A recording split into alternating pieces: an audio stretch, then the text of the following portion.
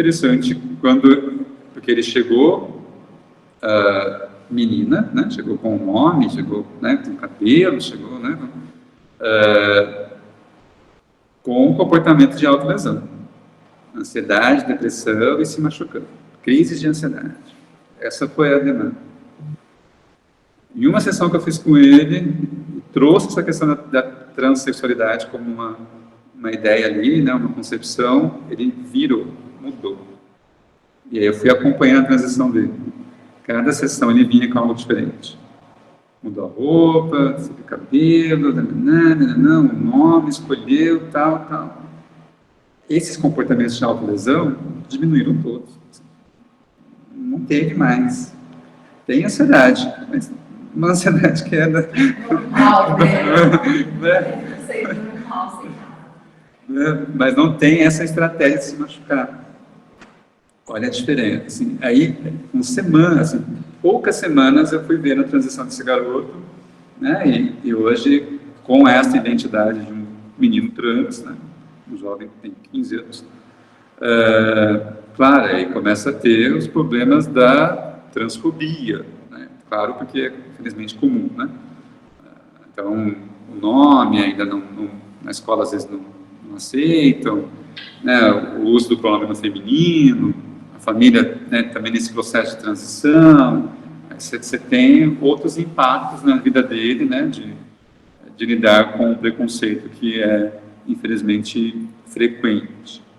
E aí, o que acontece muitas vezes, como nós falamos em outros momentos, evasão escolar.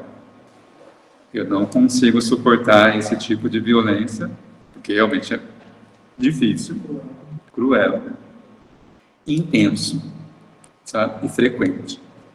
Assim, quase todos os dias. Muito do nosso trabalho é questionando esses padrões, né? Porque senão a gente aceita e a gente passa a ser, lembra? Reprodutor de exclusão.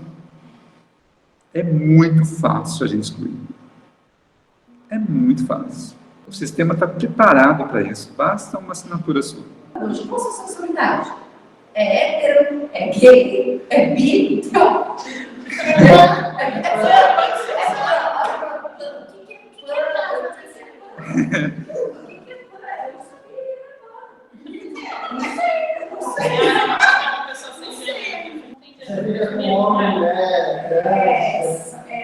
É tudo, mas eu acho que a gente só para, né?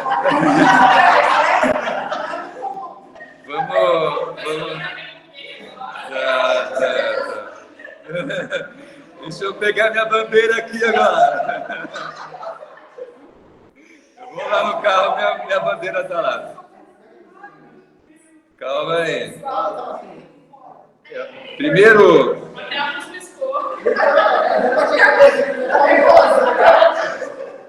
DJ, toca a Madonna aí.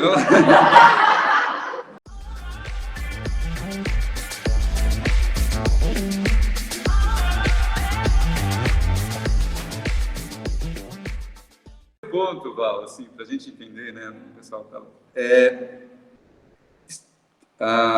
as questões de sexualidade e de gênero estão na mesma sigla, LGBT+, LGBTQIA+, LGBTQIAP+, enfim. O mais já designa, né, a pluralidade de vivências da sexualidade e de vivências de identidade de gênero. Mas são coisas, né, são experiências distintas ali, né, normalmente associadas porque são discriminadas da mesma forma, assim, excluídas da mesma forma, não da mesma forma, mas excluídas também, porque hoje aceita-se um homem como eu, homossexual, dar aula, por exemplo, não é estranheza, né? Mas se eu fosse um homem trans, por exemplo, talvez causasse mais. Então, não é, mas também é excluído, né, de maneiras distintas, mas e aí tem um movimento, então, LGBT+, que vai, de fato, lutar contra esse sistema excludente, heteronormativo, né, que normalmente está imposto. E está. Pode não concordar, pode não, mas está. Né? É fato.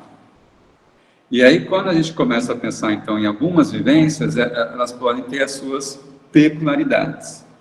Quando a questão pan não tem a ver com o gênero em si, né, com a expressão de gênero, mas com a expressão de sexualidade.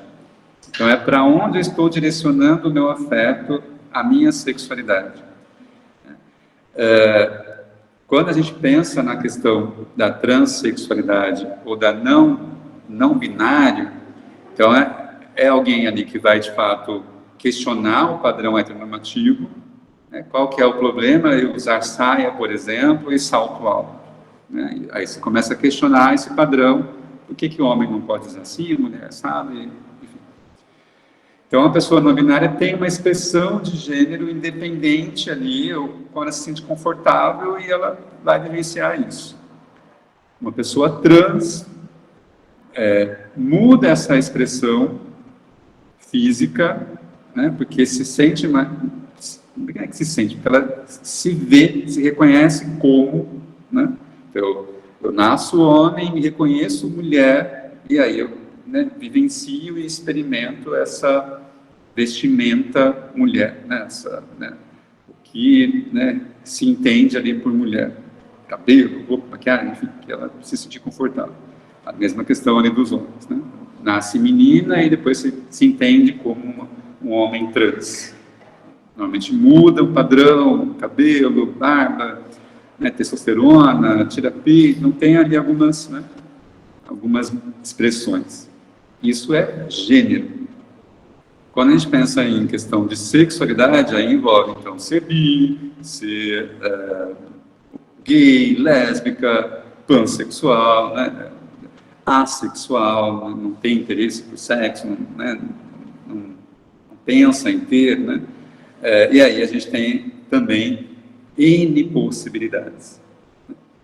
A pessoa que se identifica, ou muitas vezes se nomeia como, né, um homem ou uma mulher, ou homem trans ou mulher trans, né, pan, né, tem essa vivência da sexualidade independente da expressão de gênero para qualquer direção, no sentido de pode ser um homem, pode ser um homem trans, pode ser uma mulher trans, pode ser uma mulher cis, né, uma pessoa bi, enfim, aí ela não direciona o olhar dela de acordo com o gênero para se relacionar.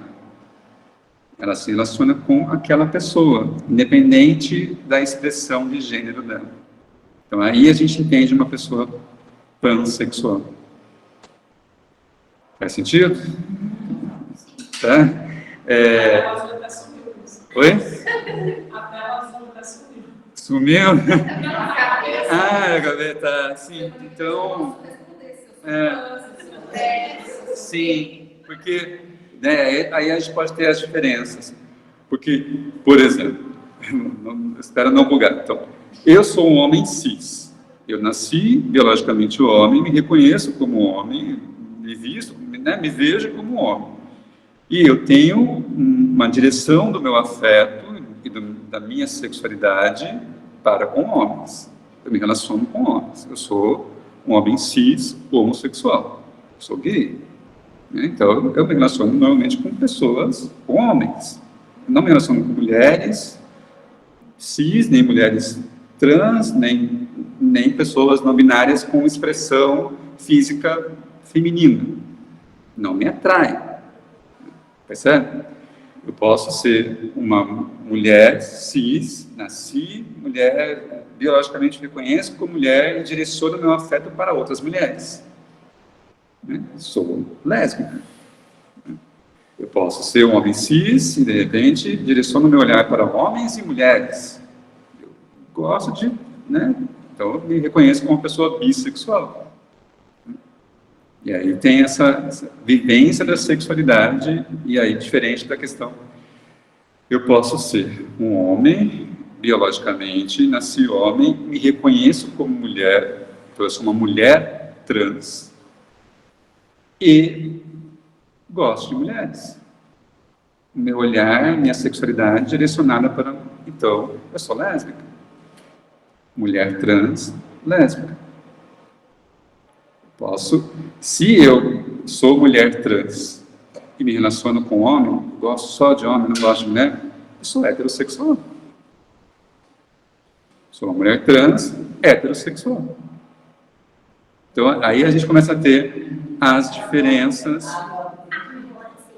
Sim.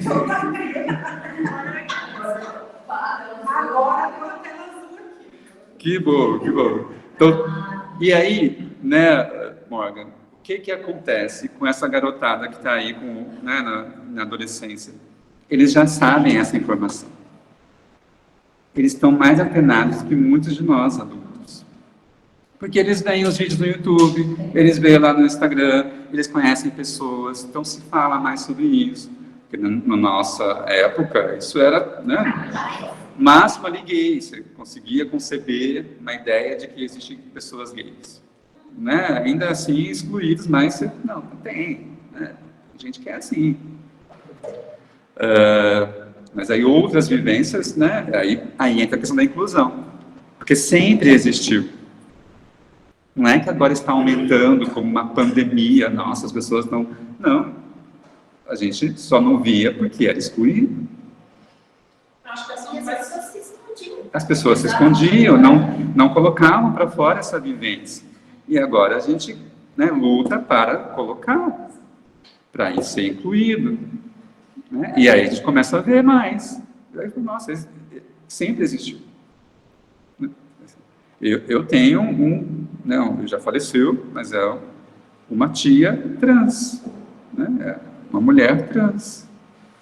Na minha concepção de família, foi designada como travesti, excluída da família, foi morar em outra cidade, né, que não tinha apoio nenhum da família, exceto de alguns irmãos, né, e foi se prostituir em outro lugar. Olha só, né? Eu sei que existe, eu tinha alguns contatos com ela, mas eu não vi. Não era minha tia que eu ia na casa no domingo, passava o Natal junto. Entende? Né? Possivelmente, se fosse nesse momento, talvez a experiência familiar fosse outra, porque a gente começa a ter outras concepções. Vamos lá. Então, um pouco, né, assim, muito do nosso trabalho é questionando esses padrões, né, porque senão a gente aceita e a gente passa a ser, lembra? Reprodutor de exclusão. É muito fácil a gente excluir. É muito fácil. O sistema está preparado para isso. Basta uma assinatura sua.